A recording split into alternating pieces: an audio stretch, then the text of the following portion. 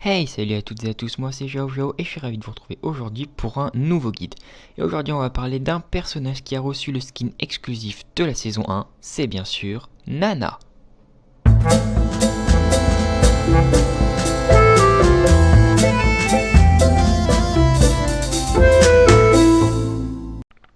Et on va commencer avec les sorts et notamment par son premier, le boomerang, qui va tout simplement lancer un boomerang comme son nom l'indique, en ligne droite qui va faire des dégâts à tous les ennemis touchés à l'aller et au retour. Son deuxième sort, la métamorphose, va tout simplement transformer le champion ennemi ciblé en dragon-chat, le ralentissant pendant 3 secondes. Ce dernier sera également dans l'impossibilité d'utiliser quelconque attaque ou sort.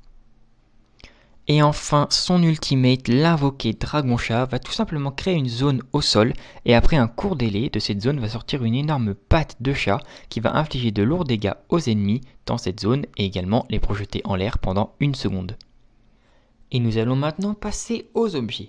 Alors pour les objets cette fois-ci, je ne vais pas vous présenter un set au complet comme je l'ai fait lors de mon précédent guide, mais je vais tout simplement vous parler de 3 objets qui sont pour moi essentiels sur Nana. Alors bien sûr il y en a bien d'autres qui sont très forts, mais les 3 que je vais vous montrer ici sont vraiment, pour moi, les plus puissants. Et on va commencer tout de suite avec le mur astral, qui est un objet vraiment indispensable pour n'importe quel mage, puisqu'il va vous donner de la puissance magique et surtout de la pénétration magique, très efficace pour outrepasser les résistances adverses. Le deuxième objet que je vous présente, c'est la relique gardienne, qui va vous donner 90 de puissance magique, ce qui est un très très bon montant, mais surtout son passif qui va augmenter votre puissance magique en pourcentage. C'est très très bien pour les mages qui vont avoir beaucoup de puissance magique, comme par exemple Nana ou Odora. Et enfin, le troisième objet qui est très très fort sur Nana, c'est le gel. Tout simplement parce qu'il vous rapporte un peu de vie, 800 points de vie c'est toujours ça de prix, 60 de puissance magique c'est pas mal, mais surtout son passif unique, qui va faire que les compétences qui infligent des dégâts à une cible vont la ralentir de 20%. C'est vraiment très très fort sur Nana puisque votre boomerang a très peu de délai de récupération, vous allez donc pouvoir le lancer souvent et ainsi ralentir plusieurs cibles. C'est donc très très fort sur Nana, c'est pour ça que je vous le conseille. Après bien sûr il y a d'autres objets très forts sur Nana, mais ces 3 là sont pour moi vraiment les plus puissants. On va également passer très rapidement sur les sets d'emblèmes puisqu'on va tout simplement prendre le set d'emblèmes magique qui nous apportera tout ce dont on a besoin pour Nana, de la puissance magique, de la réduction du temps de rafraîchissement, etc. C'est très très bien.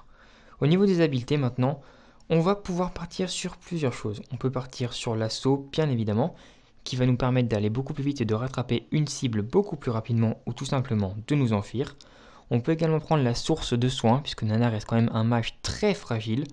On peut partir aussi sur une purification, pourquoi pas, pour enlever les contrôles. Ce sont vraiment les 3 sorts qui sont pour moi les plus intéressants sur Nana. On peut bien sûr en prendre d'autres, mais pour moi ça reste quand même moins pertinent. Et nous allons maintenant parler du gameplay. Avec Nana, rien de plus simple. Vous allez essayer de lancer votre boomerang dès qu'il sera disponible pour raser les vagues de sbires. Grâce à cela, vous allez permettre à vos alliés de pousser grâce à vos propres sbires, et les ennemis, eux, ne pourront pas le faire puisqu'ils n'auront plus de sbires.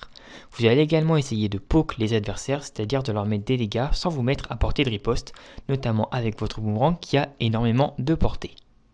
Ensuite, si un de vos alliés décide d'engager un combat d'équipe, là c'est très simple, vous allez essayer de placer votre ultime, invoqué dragon-chat, sur un maximum de personnes pour faire beaucoup de dégâts en zone et surtout les projeter en l'air.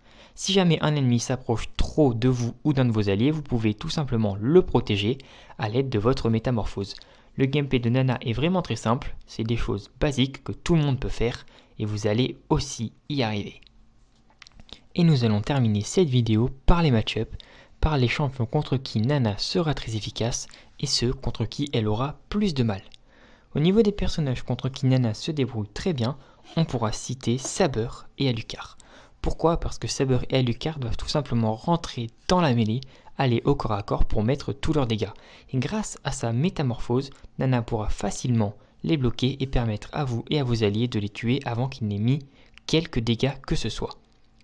Pour les personnages contre qui Nana aura plus de mal, on retrouve un autre personnage au corps à corps, c'est Yun Zhao.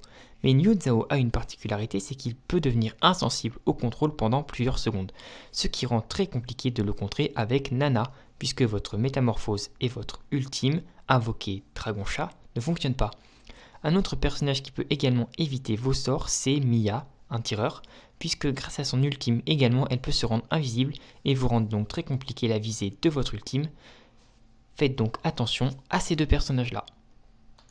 Et voilà, c'est déjà la fin de ce petit guide sur Nana, j'espère qu'il vous aura plu, et moi je vous dis à bientôt pour une nouvelle vidéo. Salut salut!